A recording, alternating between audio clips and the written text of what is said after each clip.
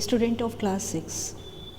Dear student, everyone, open your English letter book, chapter number 16. Today I am going to again explain this poem. I have already explained this poem during your offline classes, and I have already done answer the following questions and other exercises of this lesson, which are on page number 112. But for a revision work, today I am going to explain, so listen carefully. Everyone, listen carefully, and in homework you will do it in your English first copy, means you will write this poem again, write this poem in beautiful handwriting. Let's start.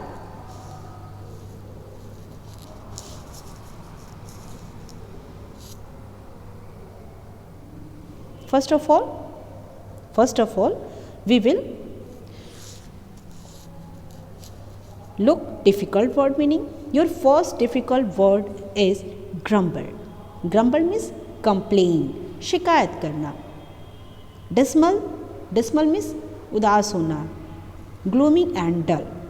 Ksheer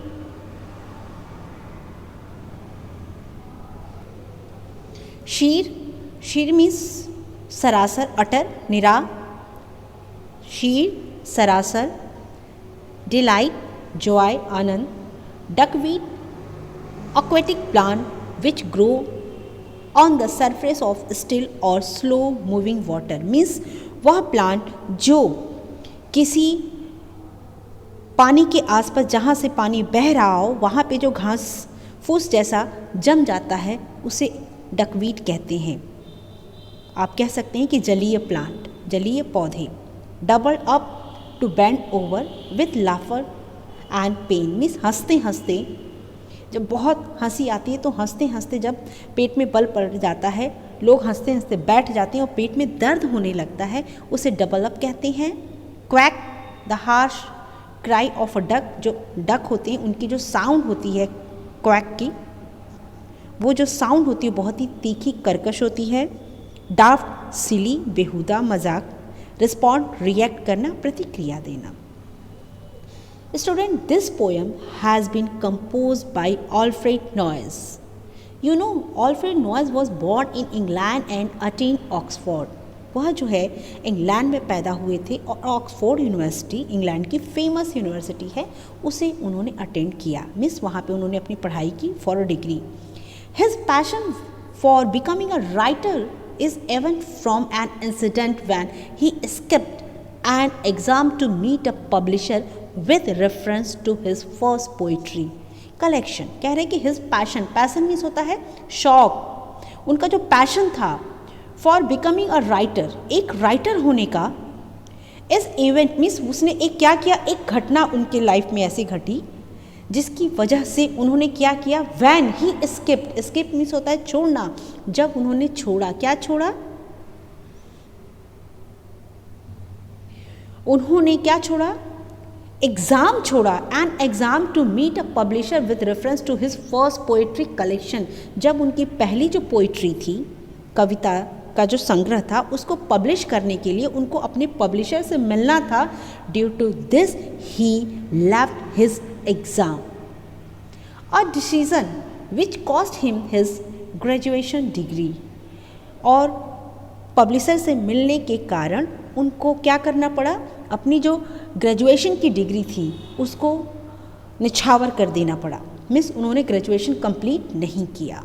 he left Oxford before completing his degree. और उन्होंने Oxford university को before completing means अपनी education को बिना लिए complete किए, BA की degree, और उनको छोड़ना पड़ा. At the age of 21 he published his first collection of poems, The Loo Years, in 1902. At the age of 20 means जब वो 21 years के थे, he published his first collection of poem. उन्होंने अपनी first collection of poem जो है उसको publish की, and that poem, that collection of poem name was The Loom Year, which is published in 902, which received phrase means प्रशंसा, जिसने जो उनकी पोयम थी, कविता का जो संग्रह था, जो फर्स्ट उनका जो the loom years, which receive praise from respected poet such as William Butler Yeats and George Meredith. Means उस समय के जो बहुत ही फेमस, रेस्पेक्टेड मीन्स बहुत ही फेमस थे, बहुत लोग उनका ऑनर करते थे, वो पोएट जैसे कि विलियम बटलर और एक थे जॉर्ज मेयरडिथ। इन दोनों लोगों ने इनकी जो पोएम थी उसका क्या किया, उसको जो है फ्रेज किया, उसको प्रेज मतलब होता है कि उसकी तारीफ उन्होंने की कि आपकी पोएम बहुत अच्छी है। Okay, let's start. You can see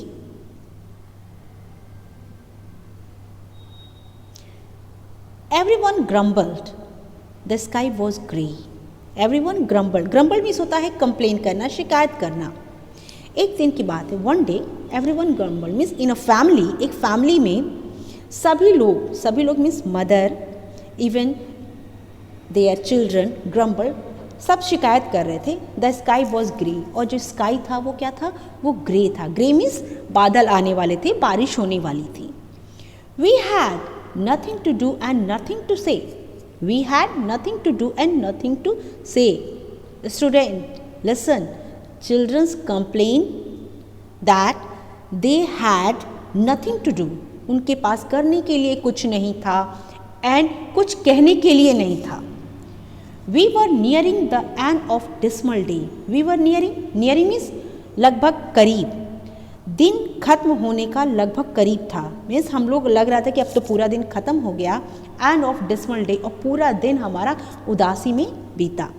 and there seem to be nothing beyond, and there seem, और लग रहा था, देयर सीम्ड मीन्स प्रतीत हो रहा था कि टू बी नथिंग बियॉन्ड, अब इसके आगे भी कुछ करने को नहीं है। मीन्स इन फर्स्ट स्टैंजा जो फैमिली है वो कंप्लेन कर रही है अपने फादर से, अपने जो वाइफ है अपने हस्बैंड से, और जो बच्चे हैं वो अपने फादर से, कि पूरा का पूरा दिन खत्म होने को है लेकिन उनके पास करने के लिए कुछ भी नहीं है। देन तभी क्या हुआ, daddy fell into the pond, जो डैडी है वो कहाँ गिर पड़े, इनटू द पॉन्ड के अंदर गिर पड़े। And everyone's face grew merry and bright, and everyone's face, और सभी के जो चेहरे हैं वो कैसे हो गए, you can see, look in picture, सभी के जो चेहरे हैं वो कैसे हो गए, एकदम से हंसते हुए, सब लोग हंसने लगे। नेचुरली बच्चों, अगर कोई सामने गिरता है तो बहुत से लोगों की हैबिट भी होती है कि अचानक हमें हंसी आ जाती है। तो उसी तरीके से जब डैडी पॉन्ड के अंदर गिरे तो जितने भी फैमिली मेम्बर थे सब लोग हंसने लगे। And Timothy dance for sheer delight, sheer means होता है एकदम सरासर निरा, और जो टिमोथी जो है बॉय, लड़का, वो जो है डांस करने लगा खुशी के मारे, मतलब उसको बड़ा मज़ा आया कि डैडी पॉन्ड में गिर पड़े, और ये सीन देख करके वो खुशी के मारे डांस करने लगा। Give me the camera quick, oh quick, उसने कहा कि मुझे जल्दी से कैमरा दो, क्विक मीन्स मुझे फ़ोटो लेनी है।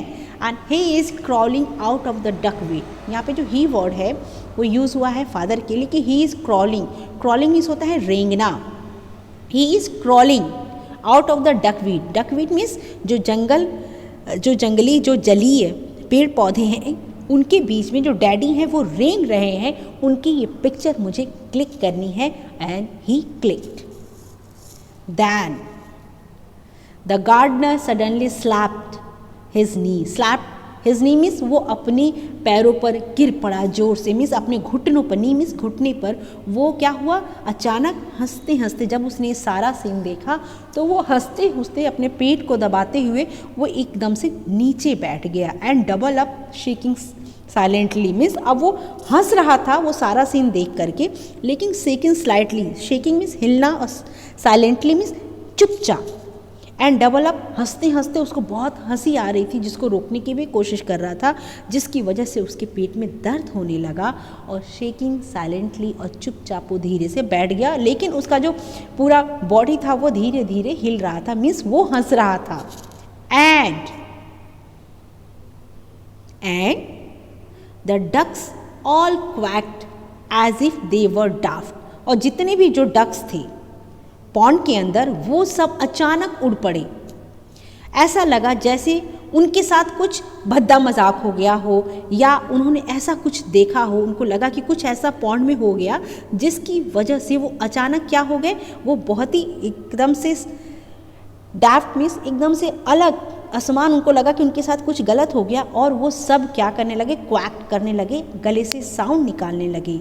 And it sound as if the old drag laughed, और उन सब का साउंड एक साथ ऐसा लग रहा था, ड्रैग मीन्स होता है मक्खी, ऐसा लग रहा था कि उन सब लोग मिल करके एक लग रहा था कि कोई एक पुरानी मक्खी है, बहुत बूढ़ी है, और उसका हंसने का साउंड मीन्स उनको भी ऐसा फील हो रहा था कि कुछ ऐसा हो गया जिसकी वजह से उनके गले का जो साउंड है लग रहा था कि वो सब हंस रहे हैं। Oh there wasn't a thing that didn't respond, कह रहे कि oh there wasn't a thing, अब कुछ भी करने के लिए या कुछ भी reaction and that and response करने के लिए कुछ भी नहीं बचा। When daddy fell into the pond, जब डैडी जो है पॉन्ड के अंदर गिर पड़े। मिस अब सब लोग हंस रहे थे, ये लाइन बहुत इंपॉर्टेंट है, oh there wasn't a thing miss अब ऐसा कुछ भी वहाँ नहीं था, एंड दैट डिडंट रिस्पॉन्ड, कि मतलब कोई रिस्पॉन्ड करे, सब लोग आनंदित और सब लोग खुश हो गए।